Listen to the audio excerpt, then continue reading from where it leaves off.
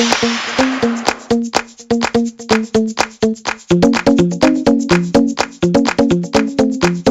everybody. This is Ruben Mendive, and you're listening to La Lista podcast. Today, I have a brand new guest for you all. So I always start every podcast with having my guests introduce themselves. So who you are, how you identify, just for the listeners at home.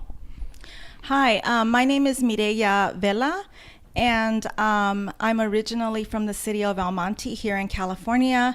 That's where I grew up, and I identify as LatinX. Cool. So this is what I start this is my first question every time and I know sometimes this is loaded for Latinx people, but where are you from? So that's a really interesting question. And I think that I can say that I am both from El Monte and from Mexico. We did a lot of traveling back and forth to my grandmother's house as I was growing up. So that was really impactful in my life, but also the stuff that was happening in El Monte at that time made a big impact in my life. So, I mean, I definitely had some Mexican influences, but those Mexican influences were they stretch way beyond what's happening across the border. And so what was happening in El Monte at the time? So at the time that I was born, which was in 1972, El Monte was closing up their immigrant camps.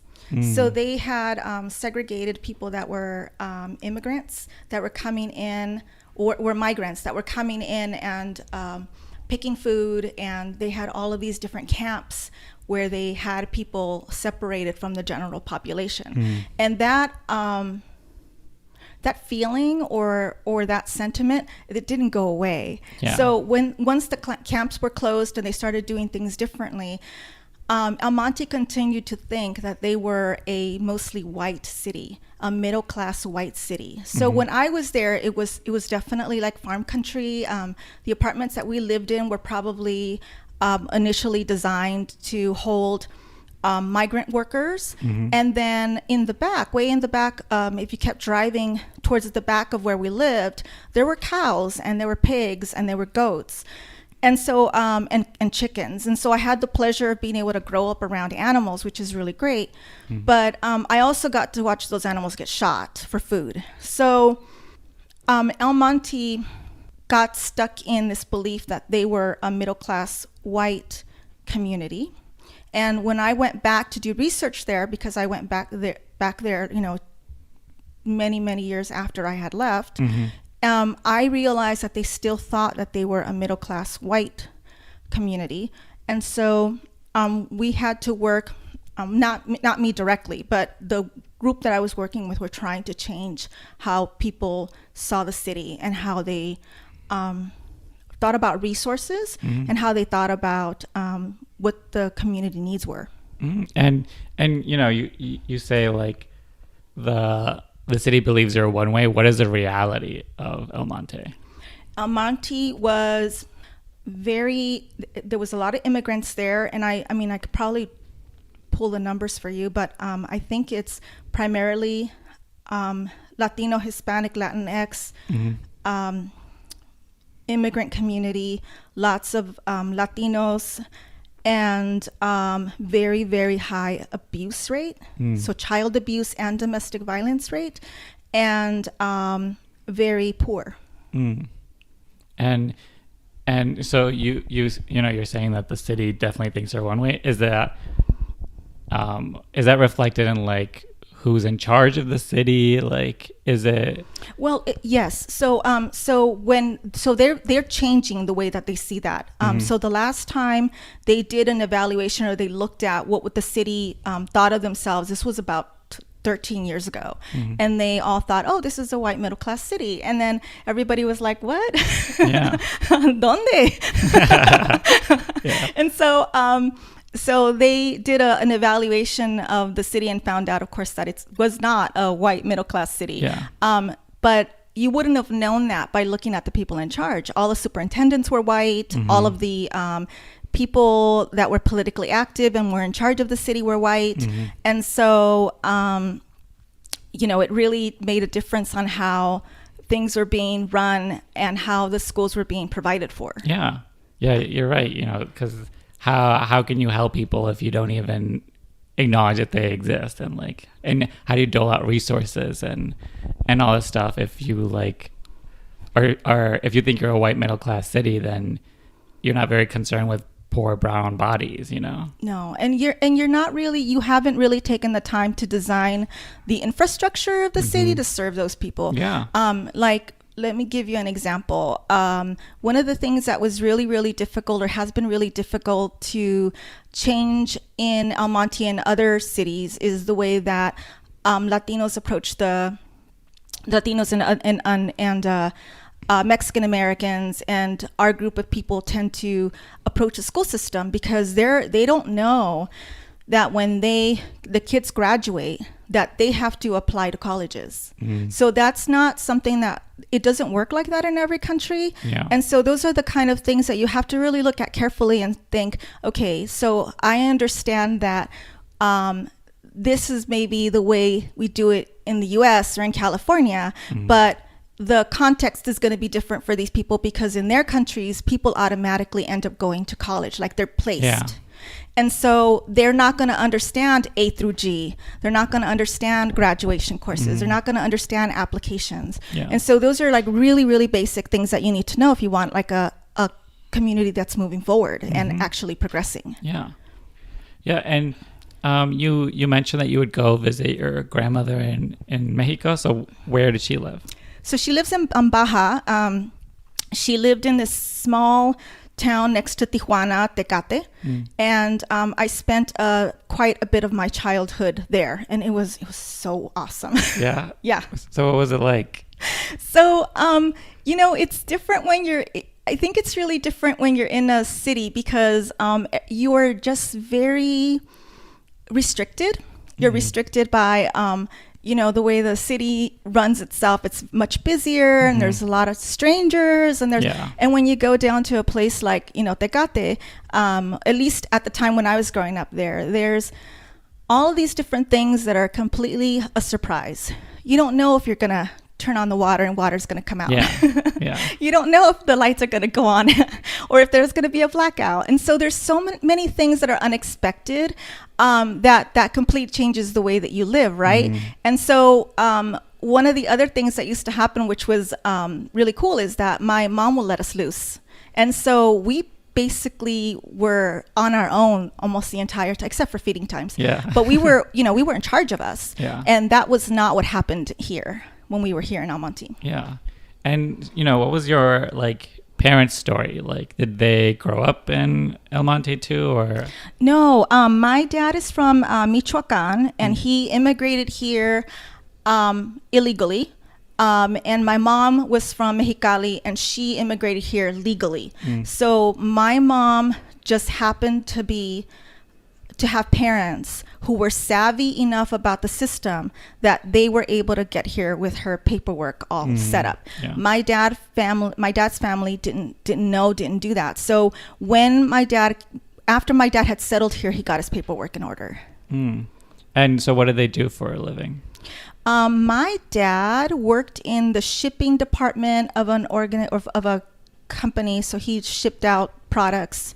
And my mom was primarily throughout our lives, she was a stay-at-home mom. She did occasionally take in jobs, and one of the jobs she would take in is work as a seamstress. And how did they settle on El Monte? So I think they had family here. So when my grandmother came, she settled in El Monte. And she was working off one of the canning factories. And so she would send money back home, and then eventually started bringing all her kids over. And I actually don't know why my dad's family settled here, but I know that from my mom's side. Okay. And so what was your experience of growing up in your town? I always ask people, who were you pretending to be? How did people see you, Okay, so growing up in El Monte, we were definitely, a marginalized community. So, the way that we got services, the way that we accessed What we needed was very different from maybe the way that normal people would. My grandmother was a healer in the area, and so if you needed something medical, you sometimes went to her first. And she would do not invasive surgery, but you know, if you needed a shot, she'd give you a shot. So she had, you know, people that were going there for pretty serious things that she was taking care of them for. And what's really interesting about the fact that she was doing this is that she was illiterate.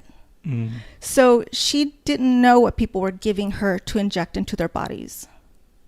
And where was she getting these injections from? So she had the basic stuff. She had the needles and she had all this. And for a really long time, she used this these needles that were very, very old. They were so old and had been boiled so many times that the glass had turned opaque. And so this was her standard needle that she used. And then eventually she moved on to disposable. Wow. And so, yeah, what were some of the things she was treating people for? Birth control. Like a lot of the times it was just like, oh, so-and-so needs birth control. And so she would give them their birth control shot. A lot of the, and I mean, I imagine that these medications weren't coming from the US. Yeah. They were coming from elsewhere and they were being brought here, and then she would use them. I know my mom got vitamin B shots from her for a really long time. And, you know, it just kind of depended on what the need was. Yeah. And so, like, how did you fit into all that? So I lived next door to my grandmother, and so I got to see her do a lot of this stuff. It was concerning to some degree. Like, I don't think that I realized it then how concerning it was, because my grandmother she was in charge. She was a takeover kind of woman. She did her own thing. You know, she didn't apologize. She didn't explain to people who she was. She was very, very narcissistic. And so she did her own thing. But at some point, she did want to teach me how to do all this. And so eventually I turned her down. Yeah. After thinking it over for a while. Yeah, it sounds intense. It was intense. And, like, you said that sometimes you would do surgery, like what? No, not surgery. She would do she didn't do invasive things like surgery. Oh, okay. But she would do, if you needed your back fixed, she would fix your back. If you needed, she would do the kind of work that hueseros and sobadores do. Yeah. So she would do a lot of that. And she also, what I think is really interesting about the Latino culture is that we have our own diseases, right? It's not just, the way we see each other, the way we see ourselves is just so remarkably different than the way that Americanos see each other. Yeah. And, we have like diseases like bilis, and sometimes la mollera can fall. And so my grandmother took care of all that stuff. Now I'm wondering about, like, you in elementary school and high school. Like, what was your experience of, like, being in the education system and your home life? So this wasn't the case at the very beginning. I think at the very beginning, school was really hard for me because I was an English language learner. So I didn't go in learning how to speak English. And I think that's a little surprising for some people because they wonder, like, well, you were in America, how can you not learn? Yeah. Well, we were isolated. I mean, we were in another community that spoke Spanish. We weren't mingling with other people. Yeah. And later on, as a researcher, I found out, that's called linguistic isolation. There's actually a name for that, and there's actually a way that it behaves. Yeah. And in fact, a lot of people that experience linguistic isolation will never learn English. It doesn't matter where you are. Yeah. It has nothing to do with being in America. But at the beginning, English was really hard, and I felt like I was relatively alone in having to learn the language. My parents are monolingual. My mom is a little more, she understands English a little bit better now. My dad can speak it, but for the most part, we were a Spanish-only household. And so that was difficult. And then once I got into 7th and 8th and, high school, I started really thriving. So I was actually a really good student, and I really liked going to school and spending time there. And part of it is just the fact that, you know, I realized rather quickly that school was a safe place because home was not. Yeah. So can I ask why you didn't feel like home was a safe space for you? No, it wasn't. And there was actually, there's actually news stories about my family. Oh, wow. If you look them up. But I lived in a very abusive household, and it wasn't necessarily because we were getting beaten. It was there was a lot of sexual abuse, and there was a lot of so I'm going to back up a little. Sexual abuse doesn't happen unless you have a system that supports that. And the system in my household and in the household next door where my grandmother lived supported it. So you had people that were in power, people that were allowing the abuse, and people that were complicit, and people that were silenced. And, you know, this all needs to be in place so that sexual abuse actually happens for as many years as it did in my family. And you know, how did that show, you know, you're in school, you know, it's a safe place for you. Like, what did anybody notice? Was anybody No. And I, you know, when I look back, I think that's just so weird. Yeah. Because later on, I went and became a teacher and taught in Monte, and I could tell when my kids were having a hard time. Like, there's some very, very obvious symptoms. Like, you know, if you have some girls in your classroom and they're getting chronic bladder infections, guess what? Oh, wow. That's not normal. Yeah. If you have girls that flinch when you touch them, or you have boys that flinch, or they get really uncomfortable around you, there's something going on. That's not, I don't want to say normal behavior because my son has autism and for him that is normal behavior. But, you know, those are behaviors that can be concerning and that you have to be careful with. Yeah. So I was very withdrawn and very, very, very shy, and did my best to just work really hard at things. Yeah. And so I think that one of the things that marked me as a young person is the fact that I was just really stubborn. So I really worked hard at things, and I just did not let go. And so I think that was one of those things that helped me survive and thrive later as an adult. Yeah.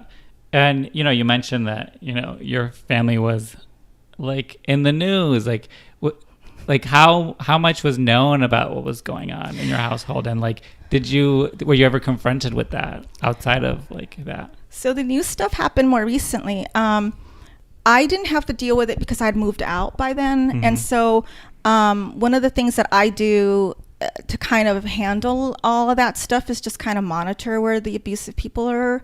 I go through Megan's Law and I look them up and all that stuff. But so that's how it affected me personally. The other way that it affected me is that, of course, everybody pretends it's not happening. So you go to family events and nobody's going to talk about it. Everybody's pretending like that didn't happen, or it was a misunderstanding, or no, Uncle so-and-so was not a pastor that abused 13-year-olds at his church when he was supposed to be a leader in the community and actually, you know, empathetic. And so, but yeah, that happened when I was like in my 30s. So it was a bit later. Yeah. And did it, you know, blow up? Oh yeah. And did that happen in your 30s, or did it happen before then when it blew up? No, it blew up when I was in my 30s. Oh wow. Yeah. Yeah. It was like a mass it was a mass raid. And the uncle that I'm thinking of lived in Sunland, and he escaped to Monte to get away from the police. And so he escaped to my grandmother's house, and they raided the house, and there was news vans and all of that stuff. I wasn't there, but I've seen the footage. Yeah. And he was arrested. And then somehow, so was one of his sons for participating in the same. And then a few months later, I think it was, his other son was also arrested. And was the position that he had and everything, was that something that was connected to your family? Like, did they know your family and be like, oh yeah, he's like a religious leader? Like, was that something that, because you know how they have like in like church families, they have like the first family of the church. Yeah. They have like the pastor and like, so were you part of that? We weren't part of the church. Yeah. But I mean, people, some people had met us, but we weren't part of the church.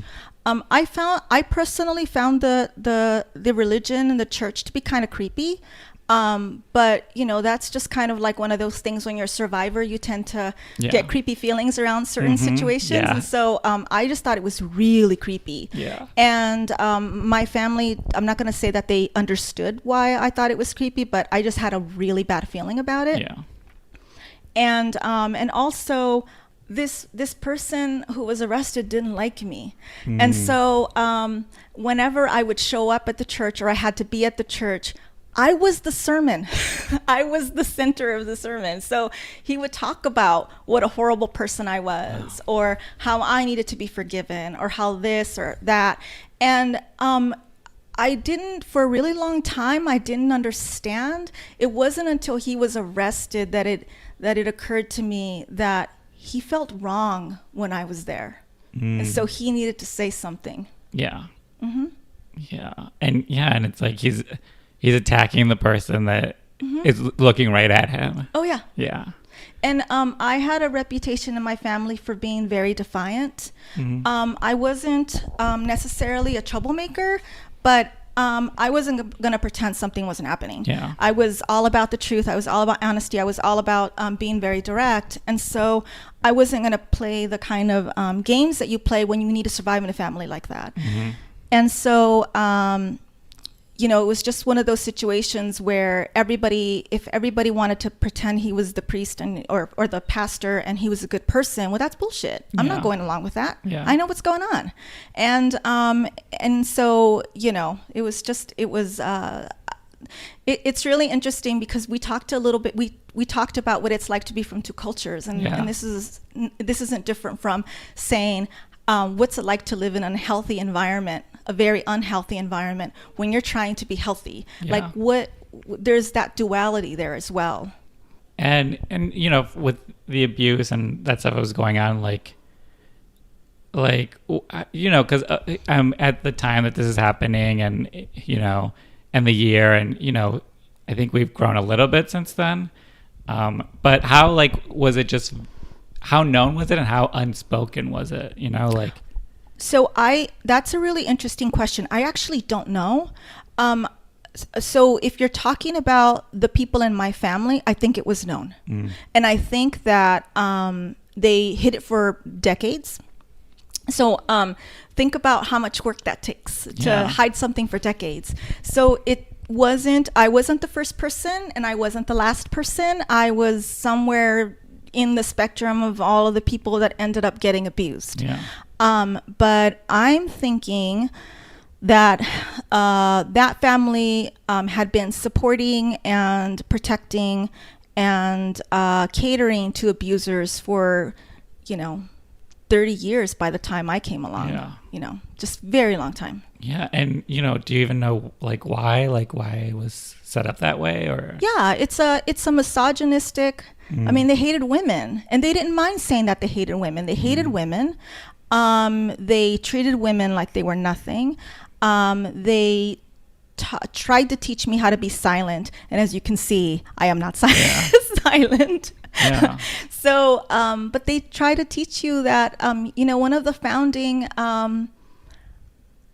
founding rules of our religious practice, we were Catholic, was the woman is subservient to the man, and he has the wisdom that to lead. And I mean, I didn't see evidence of that in my family, but that was the belief that you were supposed to be subservient. You were supposed to be submissive, and that you did what your partner, your husband, whatever wanted you to do. Yeah. And then the other thing that I think was very powerful, and you saw it work through our family, is that Latinos tend to be, so the way that communities are set up, Americans tend to be more about the individual, and Latinos are not. They tend to be about the collective, about the family, about the community. And so if you have 10 people that are thriving in a situation that is abusive, and one is not, you don't choose the one is not. Yeah. You choose the other 10 to make it work. And so, the fact that every so often one of us was having a really hard time and maybe having a mental breakdown, well, that's just one person comparison to all the other ones that seem to be doing fine. So you signal that person out. Yeah. And how did that like manifest, and like how they singled you out, how they and sort of like what sort of came from that relationship, So I'll tell you a few stories that kind of help explain that. The first one is, it was always very clear to me that being a woman was not something that was respected in our family. But, you get all those messages growing up about who you are and what you're supposed to be and how you're less than, and, whatever it is that your family culture likes to put out there. Yeah. But also, when I decided to go to college, I accidentally walked in on a conversation that the family was having with my dad about how he was making a mistake by allowing me to go to college. And so now I'm very independent. I never asked permission. I guess I was supposed to, but I never did. Yeah. And the conversation they were having with my dad is, hey, I can't believe you're going to let her go to college. This is of concern for some of us. What are we going to do? She's going to get ideas. That was supposed to be like this big, horrible thing that I was going to get ideas that were going to be outside of what the family structure accepted. But also they told him, how can you possibly spend money on her? She's just a woman. It's wasted money. So that was one of the things that I overheard. And then another thing that was said directly to me was when I had my son, my first child was a boy. And so my grandmother came over, and she came over bearing my favorite foods. And she told me, if you had a girl, you would get nothing. Yeah. Yeah. That is like some deep, like, yeah. And it's interesting because when you think about it, that misogyny was not just coming from the uncles and the men in charge. That misogyny was coming from my grandmother. Yeah. She hated women. And so, what came of so you went to school, you went to college. I went to college. And like, what was the family relationship with that? Like they were trying to talk your dad out of even letting you go. So did he listen, first of all? And secondly, what happened like when you went? They stopped talking to me. So what happened was that my mom was also very angry that I was wanting to go to college. Everybody was like super pissed off at me. And it's like, if you've ever had a problem with your family, you know what it's like to have them be angry at you for, a day. Yeah. Now imagine having them be angry with you for as long as they were angry at me. And college wasn't something that they understood. And I actually ended up in a pretty prestigious college. So they didn't understand that. They wanted me to go to the closest college, and they didn't want me to leave home. And my mom stopped talking to me for about 3 months. So she wasn't accepting where I was. Yeah. But that's a lack of understanding, right? That's not like you're a good person if you're this and you're a bad person if you're that. It's like, oh, they didn't understand what it was like to go to college and to try to want to do something different with your life. And in fact, when I went back to Monte and they were trying to change the culture of the city on that research project that I was doing, one of the things that they had to do was get mothers who had daughters go to the university or go to college, come back and talk to other mothers who were having daughters that wanted to go to college, to talk to them about their experience, the experience that they were having as parents, having their daughters go to university. Because one of the myths that they were trying to combat is that women don't go to university to become whores. You You don't go to university because you want to sleep around. You go to university because you want to get ahead and you're trying to do something with your life. And in fact, women that go to university have less children. There's all these stats that are in favor of, but they thought women were just trying to get out there to sleep around. Yeah. And they had to combat that myth. Yeah, because it's like they're trying to weaponize you seeking higher education, you know? Mm-hmm. And just like your family was like, well, she's going to get ideas. And it's like, well, what are you so scared that she's going to find out, you know? Like ideas. Yeah, like ideas like, oh, you're just going to learn more. That's obviously that's threatening to like a patriarchal, like misogynist system, you know? Like they don't want women to like learn, get power, have their own like place in the world, because that's obviously a threat to them, because they're trying to get away with something that relies on, you know, women being little and staying where they're supposed to stay. Yeah, staying where they're supposed to stay, exactly. It's really interesting because I didn't play into this, you know, this narrative of women, but it for a really long time, the men terrified me. And so, you know, I did what I thought was right anyway, but I was afraid of them. And it never occurred to me that maybe they were afraid of me. And I think that's exactly what was going on.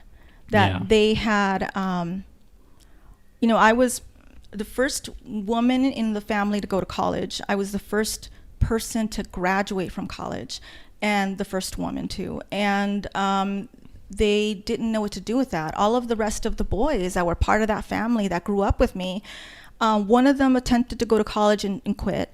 And then my brother went to college and quit. So there was just one person who had actually gone through it and graduated. And they probably would be horrified to find out that I now have an MFA. So. Yeah. And so what was your experience like in college? You know, like coming from, you know, your family, your household, this town, now that you're in college, like. So it was definitely, I didn't feel like I fit in. Like it was definitely a very ostracizing experience. And I don't think that it needed to have been, but the college that I went to was, I went to Whittier College, and it's one of those colleges where people from other countries come to attend.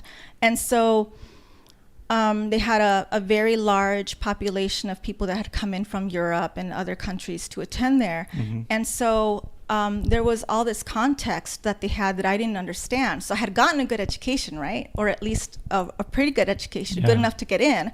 But I didn't understand vacations in Europe. I didn't understand, oh, my dad got me a new car for my birthday. Oh, you guys, my dad's sending me to Paris for you know, for having gotten good grades, but you know, that is so bad because I really wanted to go to England.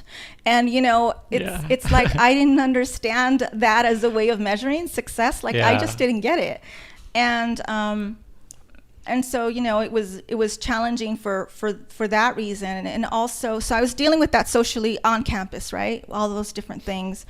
And then, you know, the people didn't understand poverty there. Like they didn't understand what it took for me to get to school. Like I didn't drive. Like I had to get up at 6 a.m. to get to the bus, to take the bus to the college. I had to make sure that I had change, that I had the right money to get it on the bus. Because if I didn't have it, I wasn't going to make it to school. And then once I got there, I had to run to the college to take my classes if the bus had run late, which is often not it's beyond your power. Right? And you know, don't even get me started on some of the weird people that get on the bus. Because you have a whole adventure on your way there. And when it would rain, like the bus would always smell like wet dogs, but you have no idea why because there's no dogs there. So, you know, buying the books was very challenging, and paying anything extra out of pocket was really challenging. So I often had to take my own lunch. Like a little brown bag lunch to make it through the day. And then once I got home, my parents didn't like me studying. They didn't understand why I needed to do that. They didn't understand why I needed to stay up late. So they didn't support the idea, there's all these things you have to do to be successful at school, and they didn't support any of those things. Mm-hmm. Yeah. And to your classmates, and also how the way like the college system is set up, it's very much like they treat everybody like they're coming from the same place. Yes. Like middle class white suburb. And it's like, and that's not everybody's experience. And then it's also, you hear your classmates talking about this. It's like, well, of course they think it's normal. Everybody in their neighborhood, all their friends are having similar quote unquote problems about like where they're going to vacation or whatever. Yeah. And then there you are sitting like, oh, I barely made it to school today. Like, you don't understand what I had to do to get ready for school. I got into a fight with my mom this morning because she wanted me to do something else. And then I barely caught the bus. And then once I got into the bus, the man that was sitting next to me started harassing me. Yeah. And, and it's like this long story of what the effort that it takes to do things when you are not supported and are a minority. And when your family's never done this before. Mm-hmm. And my family had never done this before. And and was having to. They didn't even want in. Yeah. Yeah. And so when did you leave home? So it took me a while. And there was a couple of reasons that it took me a while. I got pregnant when I was in my junior year. So, and that's kind of very interesting to me because I always think, okay, so I really wanted to be this person who was educated and all of this other stuff, and I still ended up in a very similar situation than the women in my family did, right? Yeah. I ended up in a pregnant and in a very violent situation. So it was like, you're not, in some ways, you have to think about the tension that somebody like me was going through, because we did want something better for ourselves, but we didn't necessarily know how to get there. Yeah. And so we were like, I was messing up so badly the entire time. Yeah. and like the system also doesn't support you to mess up, like some people can afford to make mistakes. Others like us really can't. Like, no. Like if like any little mistake and it's like you're taking 5 steps back. Yes. Yeah. If and you hope it's only 5 steps back. So in my junior year, I had my son, and he's now 24, so it's been a while. And he had special needs. He has autism. And so right about 2 weeks after I had my son, my husband bailed. So I was living with my parents, and he's gone, and I'm trying to now I'm trying to finish college, but now I can't do it alone. Yeah. Like I actually need somebody to help me. And my mom didn't even want to acknowledge the fact that she was a grandmother. She was very angry and upset and disappointed and all this other stuff. And so my husband leaves, and we end up getting divorced, and my son ends up having some pretty severe special needs. Yeah. And so I had to do that on my own. So I lived with my parents for a while, and then I tried to move out, and my mom didn't like me not living at home because, it's very hard to control somebody when they're far away. Yeah. And I ended up moving back in. So it took me a while. And I think that that's the experience of like a lot of Latinos that grow up with very traditional parents, there's rules that you have to kind of navigate, and that you have to, sometimes tolerate, and sometimes, you have to move your way around that. And the fact is that the punishment or the consequences of you breaking the family rules and going against the culture means you're ostracized. That's the payment. Like you either belong or you don't belong. And I was ostracized. Yeah. Yeah, and so how were you able to like eventually move out? So eventually, so I moved out a couple of times, but then I would come back. Yeah. And then finally, when I was, I met my current husband, and we moved. I moved in with him. That's good. Yeah, because it's, it's like you have this home life where it's not safe for you, but then it's like almost impossible for you to get out of it, you're going to school, and then now you're raising a child by yourself in the same home that you don't feel safe, let alone now you have your child there. And like then that's a real struggle, like having to moving out and then like something happens and then you have to move back, like like because it's hard to like try to make it on your own, especially with a kid with special needs. And it just sucks that like your like safe landing in case something happened and you couldn't had to be like this place where you didn't feel safe at all. It's really interesting, and I was really angry that I ended up back at my mom's. So I actually had my own apartment, and my mom, who I have a very complicated relationship with, told me that I was being a horrible person for living on my own and not giving my son the support that he needed to be around family. So our family was going through a really severe crisis. One of our tias had committed suicide, and so I didn't know when this. I had my own apartment and I was trying to make it, and so I had my own apartment. And at one point, my mom guilted me into going to her house for my brother's birthday party. And then, you know, she laid it on really thick with what do you think you're doing? You know, you are so selfish. You're raising your son by yourself. Who do you think you are? Like, that's not right. It's wrong. And then, you know, and when that doesn't work, they throw the Bible at you. And I felt really bad. And I thought to myself, well, what is the right way to do things? Is there really a right way? So I ended up going back home, but I was so pissed off that I had to go back that I refused the room that I was offered, and I slept on the sofa. Because defiance is very important to me. Yeah. Small acts of rebellion. Yeah, like, yeah, you guilted me to going back here, but it's not going to be the way you want it, you know? I was sleeping on the sofa, damn it. Yeah. So I do want to ask, like, where did the writing come in? Okay, so I was an English major in school. So I've been writing for a really long time. I loved writing in school when I was in high school, and I was good at it. And then I went into college and realized that I was like good at it, like more than I thought before. Yeah. But at that time, I was mostly doing, argument papers. I was arguing one thing over another. And I was making comparisons, like literary comparisons and all that stuff. And I was good at that.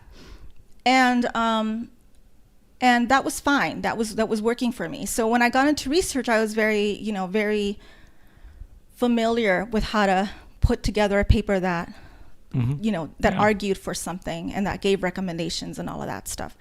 But what I wasn't as familiar with was writing the way that I write now. So I ended up going to school because I was having a really bad day one day, and my son was mad at me, and my job had sucked that day, and I was just like, that's it, I've had it. I opened up my computer, I looked for a program for writing, I found one that I thought was good, and I applied that day. I ended up getting accepted. And so I ended up doing a degree in creative nonfiction. And creative nonfiction is not like writing a discussion paper. So, but I mean, I think that storytelling is something that my family did a lot. And so I remember sitting with my grandparents and hearing them tell stories, and it was one of the ways that we passed the evening. You sit, you tell stories, and you chew the fat. You see whose story is going to be crazier, which one's funnier, which one's this, which one's that. And then and once you start getting really comfortable, you go into the ghost stories. So we were a storytelling family, both from my mom's side and from my dad's. And so, like, what was it like, in grad school, When I had gone to Whittier for my bachelor's, I had a schedule that I had to keep. I was supposed to be home at a certain time. So all of the rules that I'd had before, when I had been in high school and before, they weren't necessarily gone. And so I had to deal with all of those rules. I wasn't allowed to go to parties. I wasn't able to join clubs. I wasn't able to do any of that. So when I went to, I wasn't allowed to date. So when I went to get my MFA in this, I just graduated in 2018, June 2018. So when I got to do that, I had a lot of fun. Yeah. So I was like, I'm older now, and I found some really cool friends, Mm-hmm. and they were, this is also a community that Antioch is a school that it's a low residency program, so people from all over come to that school. So I got to meet some people that were in LA that were really cool, and then I got to meet my best friend who's from Geneva, and that was really wonderful. So I got to meet like people from all over, and we would study really hard. We were, particularly my group was overachievers. They were like ambitious, aggressive overachievers. That really cared about the craft part of writing, not just a good story, but it had to be well done. And then, but also, they were goofy, and we would go karaokeing, and we would have dinner together. And quite frankly, I had never experienced a freedom like that, where I wasn't being monitored, because in Latino families, and I'm not saying that they're all like this, but in a lot of them, your dad owns you. You're his property until somebody else comes along and you transfer the rights. Right? Now your husband owns you. And I'm not saying that my husband's like that, because he's not. But I always felt, you feel a certain responsibility to your family. And when I went back to school, I still felt like, am I meeting the needs of my family? Am I there for them the way I'm supposed to? But for school, what I ended up doing is I would get a hotel, and I would just go sleep over there, because I realized that I couldn't be doing the back and forth, because it would take like 2 hours to get to school, 3 hours. And, and it was just like, no, that's a lot of waste of time. So I get a hotel. And so I was basically, a teenager. You're a little dorm room and with money. And it's not because when you're a teenager you don't have money, but when you're an adult, that's funny. Like, how was the writing you were like? What did you learn in grad school? Like in terms of your writing, and all these new people and this program and this newfound freedom. Well, there's a lot of ways to tell a story. That's one of the things that I learned. And I think that when you're in school, they always tell you, there's a beginning, a middle, and an end. Well, you know what? That's not always a fun story. Sometimes you start at the end and you go backwards, or sometimes you pick something in the middle and you go forwards. Or my favorite technique is to pick a topic and talk around it. So if I'm going to talk about, say, cats, then I'm going to talk about cats of my childhood, and cats in society, and then cats and how they've impacted my life, and then my current cats, and and it'll be an essay about cats, because I'm an essayist. I write essays. So that's one of the things that I learned. And of course I also learned about the female experience through a lot of lenses. And when I say the female experience, I mean the female experience no matter where you started. You might be in transition, and your female experience is really, really changed, or you might be, non-binary, and that's your current experience. And so I learned that there's a lot of different points of view to tell a story from. So what is the sort of writing that you do? Like, what calls you? Like, are there stories you feel like or themes you feel like you're constantly rewriting? And like, so what are some of those? So I write primarily about mental health, because I found out as I was growing up that my mom had mental illness. Like it was really surprising when I found out, that's not normal. What she's doing is not normal.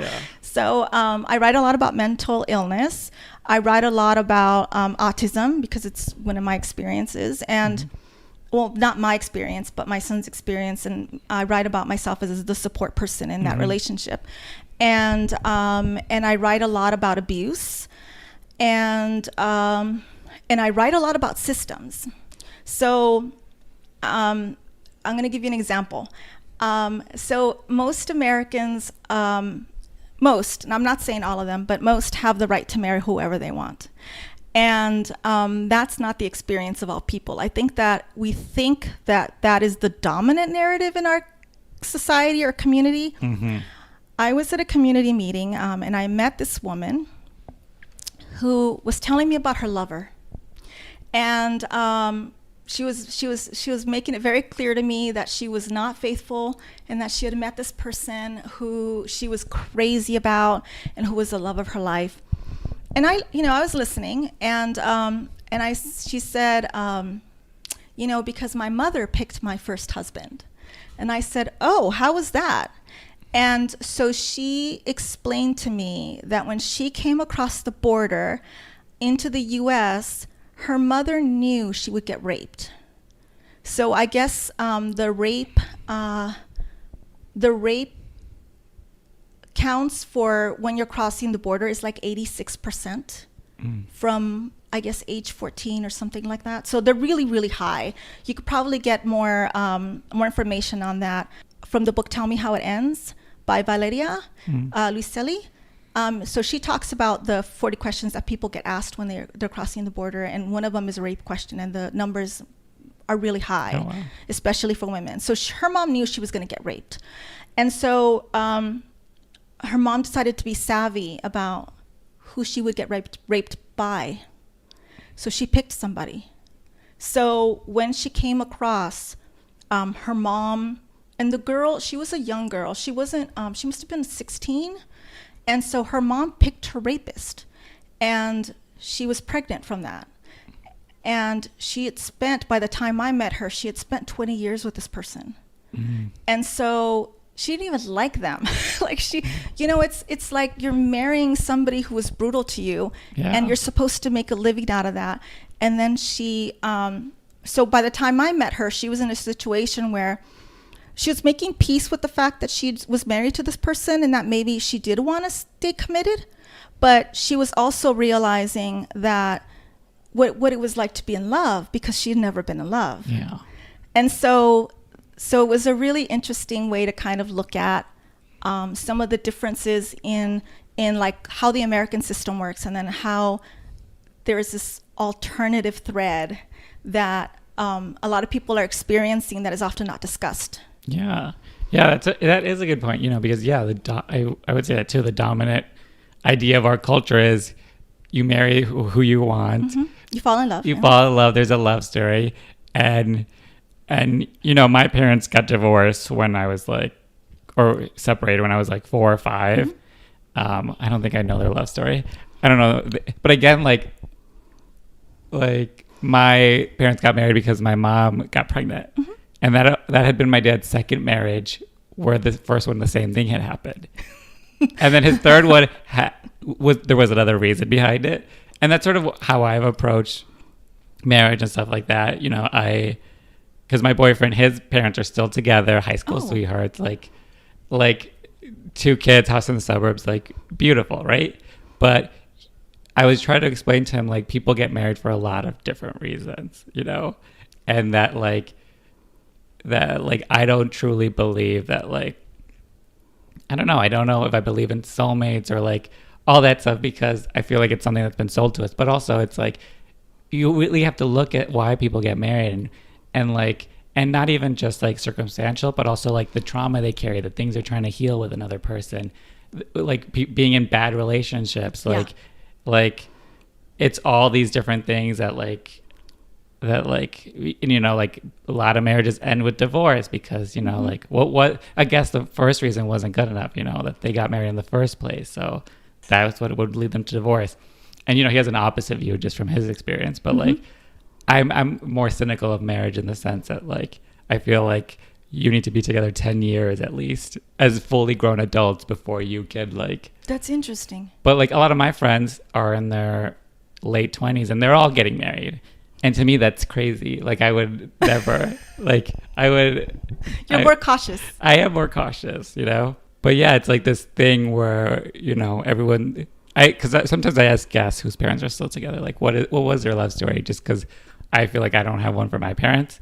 And yeah, there's a lot of reasons why people get married. And I think we naively think that it's because the number one reason and the overwhelming reason is love and and we choose it freely.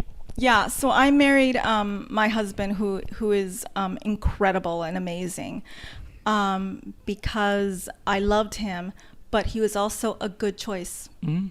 And I always think it's interesting how people end up with other people who are not a good choice. Mm-hmm. It's like, you gotta be smart. You can't just be like following your heart around like a dog following a sausage. Like you gotta have a plan.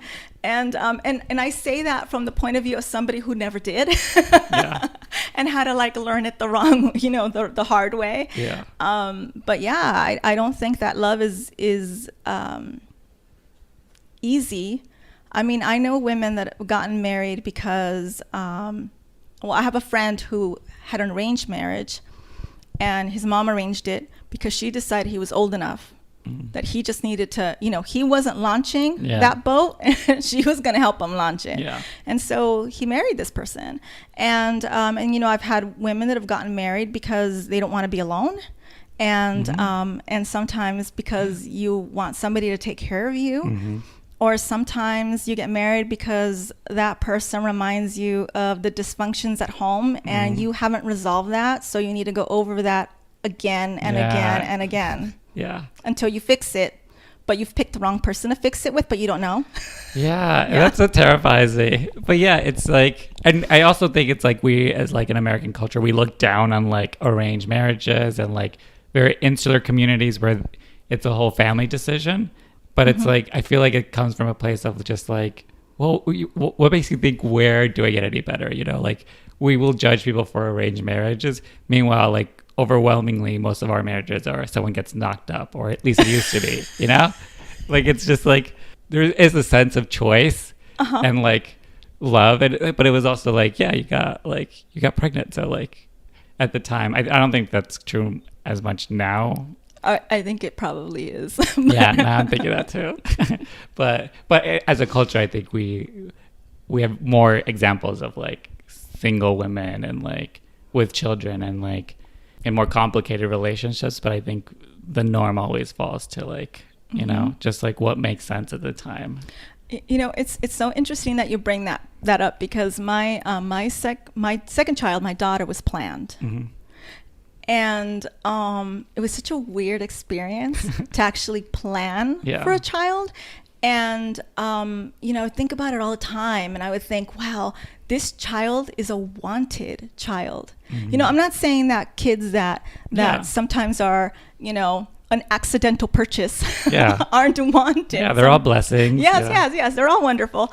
But the effort and love that you put into like the idea of expanding your family and why you want to do that and how you would like more children and how you're going to be working with this other person to make a baby and they're going to have to stick with you because you're going to be a horrible monster during the fertility treatments and all of that. Yeah. It's a very different experience.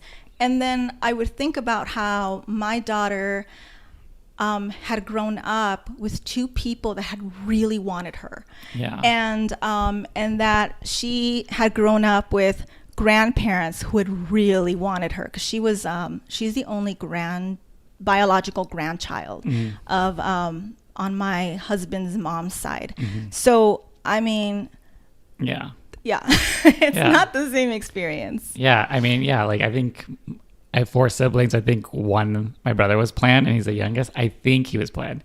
But also like if it was up to my mom, she would have had one. And the one the child she got, her first child, I don't think she will plan on it being an accidental pregnancy. Like, so it's like a whole other thing. Like, I don't think my mom wishes like I did exist or my brother did exist or my sister. But in her ideal plan and world, she would have one child and would have had it at a certain point in her life. How many brothers and sisters do you have? I have, it's a younger brother, older sister, and then a half sister from my dad's first marriage. Okay. But like my mom only really wanted one kid, but through like circumstance and like another person. And there's, the Catholic religion was very punishing at the time if you didn't. I grew up with women who, they would sit around the table and they would talk about the craziest stuff, and they would just, any and all issues would be put on the table. They would all end up at my mom's house. My mom had this table that they would all sit around. They would crowd the table, and they'd be like talking about their, pap smears or their uteruses, or how things were working and how things were not working, or how just everything, financial stuff, everything. Yeah. And I just think it's so interesting that how many of the women felt like they had a choice in being mothers, and how many of them, it was very clear, felt punished by, so having a lot of kids is a lot of money. It's very expensive. Yeah.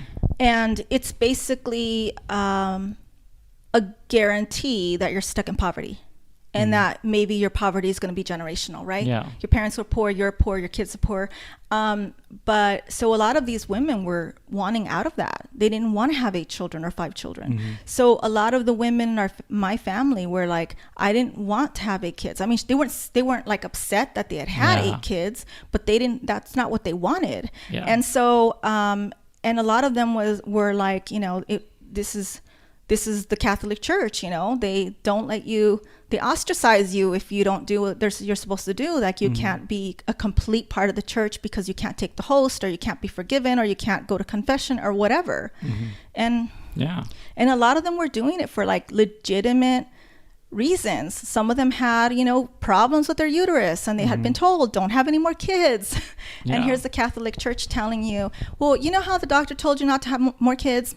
God knows better. Go ahead and have more kids. Yeah. I mean, that's something I won't have to worry about it. I don't envy women for that, It's just like, I'm pretty sure, because I think my mom had me because my dad wanted a boy. Oh, but really? But it's just like, maybe that's not your choice, dude. Like, maybe my mom just wants to have one kid. Leave her alone. Like this is her body. She's birthing a whole human. Like, if she just wants one, let her have one, She's baking it for, 10 months? Yeah. And my brother's only like 13, 14 months younger than me. So she literally had a baby in each arm. And I'm just like, I don't think that's what you wanted to do at that time, Like, no. Yeah. A lot of labor. Yes.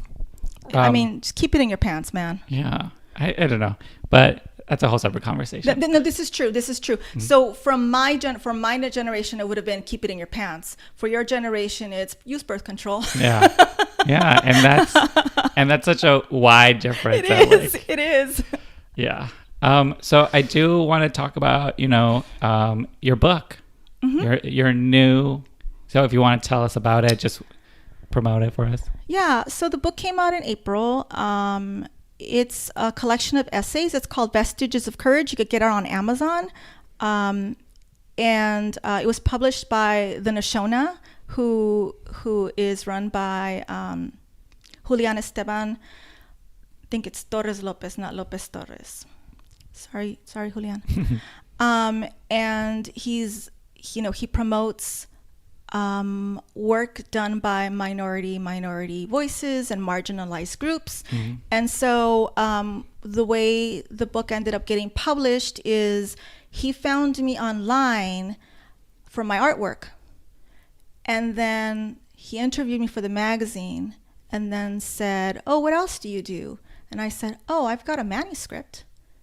And then he said, like, how big? And we went into discussions about the manuscript, and he ended up publishing my book. So, but it's so interesting to me that that's not the way our relationship started. Like, that's our relationship now. Yeah. We're trying to push this book forward, and we're trying to get it out there more, but that's not where we started. We started with artwork. And so, so the book is a collection of essays, and it's about, my childhood and how I kind of navigated the system in my family, and then how I navigated school without speaking, mostly Spanish. And then I talk about the experiences of some of the research participants that I got to talk to. So I tell the story about the woman whose mom chose her rapist. Yeah. And I talk about the systems in my family. So, for example, my grandmother and my grandfather come from a place in Mexico where bride kidnapping was common. And so my grandmother was a kidnapped bride. And so her love story with my grandfather started with rape. Yeah. And so this is a practice that's very common in other countries. And the part of Mexico where my family's from is really the only part that does or was doing bride kidnapping at that time.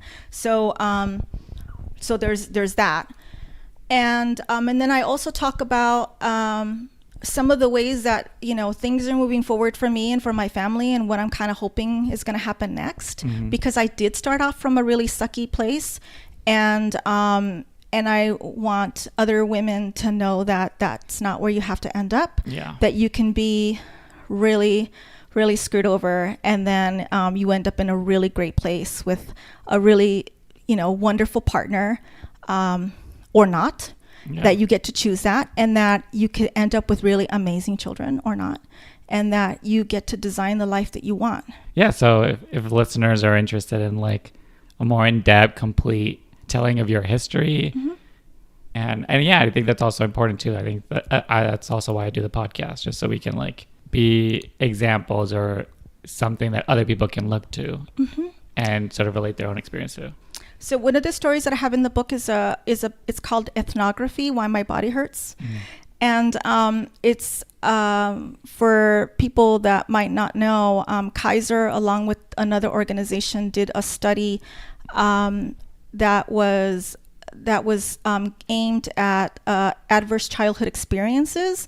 So it's called the ACE test, and they would gather information based on these questions. There's like 10 questions, 7 questions or something, and people answer these questions, and based on those questions about abuse in their lives, they were able to kind of figure out what kind of health you would have as an adult. And so I try to make those connections, like between, hey, you know, this is abuse and I know it sucked, but guess what? It's a lot more meaningful than you think it is. But there's also possibility for something a lot better. Yeah. The book is out. Where can people get it? Amazon. And also I wanted to ask, you know, where can people find you? What's your like social media handles? You know, this is like the promo-y part. Yeah. So you can find me on Facebook. I have a page for my artwork and my writing, Mireya Vela, and you can find me at Mireya Vela on Twitter, and I believe it's also Mireya Vela for Instagram, although it might be just Mireya Vela, but I think there's an S in there, and then for my website, you can find me at Mireya Vela, no S, just MireyaVela.com. Okay, and I always ask people, you know, if they'd like to shout out other, you know, writers that they're fans of. So these could be heroes of yours. These could be peers. This could be people whose work you're seeing from afar that you're really enjoying. Just whoever you want to shout out. Yeah. So there's a couple of artists that are doing some really interesting work. One of them is my friend Amy Shinshan Santo, and she writes poetry about feminism and kind of trying to break out of a lot of the Me Too stuff that's happening out there. So she's got a collection that's going to be coming out, and also Adrian Cepeda. He also has a collection of poetry that's out right now, and he writes erotic poetry. He's got a book out that's called Between the Spine, I believe, and I'm all for supporting people that come from marginalized communities and are trying to make it forward and move ahead and put their voice out there, because I think it's so important for all voices to be out there. And so most of the writers right now that I'm reading are minorities and people of color that have an alternative way of looking at the world. Yeah. Yeah. And, you know, the last question I ask everybody is I ask the guests to help me title their podcast episode. So the prompt is a blank Latinx writer. So I think that the word that would most describe me is restless. Okay. I waited for a really long time to become a writer because I waited till my son was old enough to take care of himself. And so I was really pent up for many, many years. I had a lot going on inside that I couldn't put out there. So yeah, restless. All right. I love that. All right. So I want to thank you so much for coming on the podcast, for sharing